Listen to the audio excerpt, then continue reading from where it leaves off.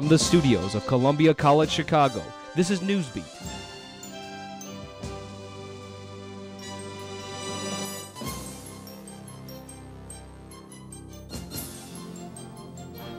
But we begin with the fight for healthcare reform. Good morning, I'm Jessica Brock.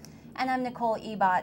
It's the final 48 hours before Democrats vote on this historic bill. NewsBeat's Kelly Bartolie joins us with more on how the changes might affect students. Well, you know the saying, every vote counts. And in this case, the magic number is 216. That's how many votes it will take for Democrats to pass the health care reform, President Barack Obama's #1 domestic priority.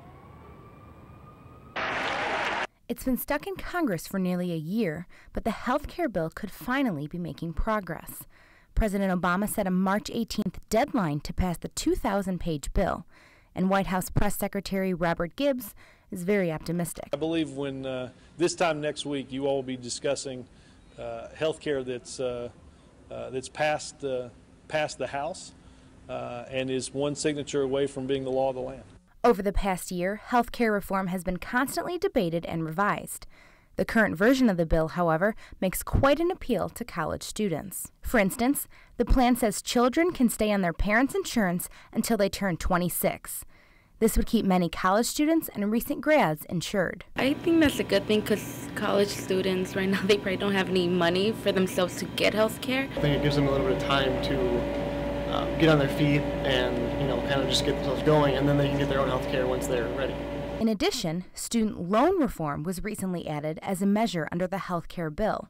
It calls for an end to subsidized private loan companies like Sallie Mae and increases the Pell Grant.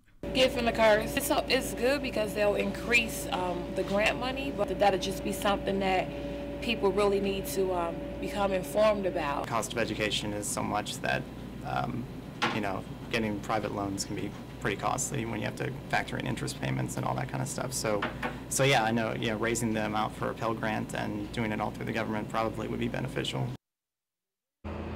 President Obama even put off trips to Australia and Indonesia to show support and keep up morale. The House is expected to vote on Thursday. Live on Michigan Avenue, I'm Kelly Bartolie. Back to you guys in the studio. Thanks, Kelly. We'll definitely keep an eye out on that.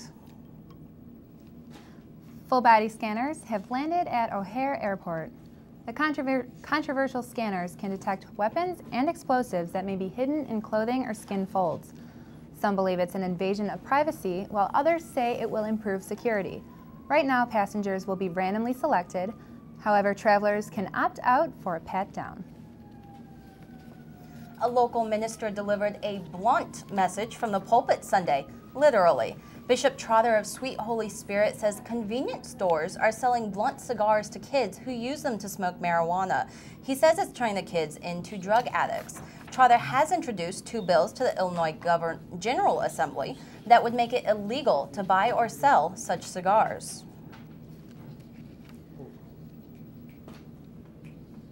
In the spirit of St. Patrick's Day, the Chicago River went green.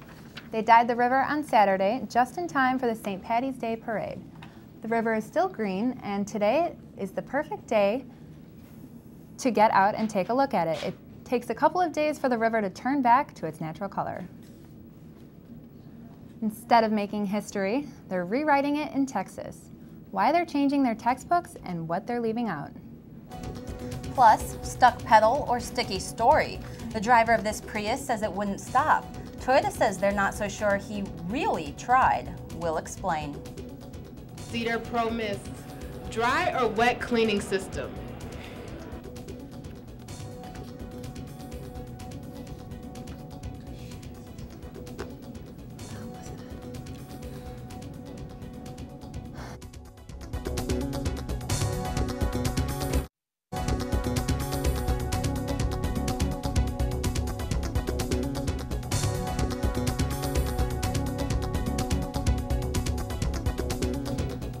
Southern California got an unexpected wake-up call this morning, an earthquake.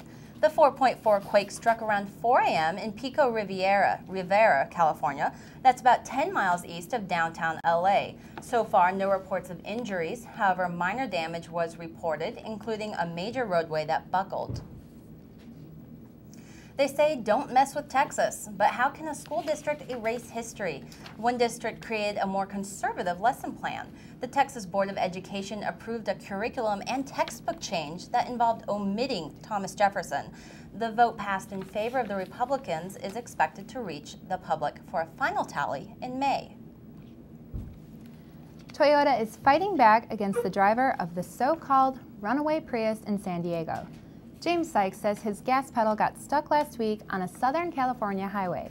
Toyota said it tested Sykes' car but could not replicate the problem. Tests also show Sykes pumped the gas and brakes 250 times over 30 miles. However, under the Prius design, if the brake pedal is pushed with enough force, the engine power should be cut off. She says she's not a homewrecker and is no longer the mistress. Rielle Hunter has less to say about her relationship with John Edwards. In an interview with GQ magazine, Hunter says, quote, "We love each other very much and that hasn't changed, and I believe that will be till death do us part," end quote. Hunter says Edwards is a good father to their 2-year-old daughter. Birth control pills can do more than prevent pregnancy, a new study says. It has another life-saving benefit. And does your spring cleaning involve shopping for the home? Why the International Home and Houseware Show may be a start. We'll take you inside.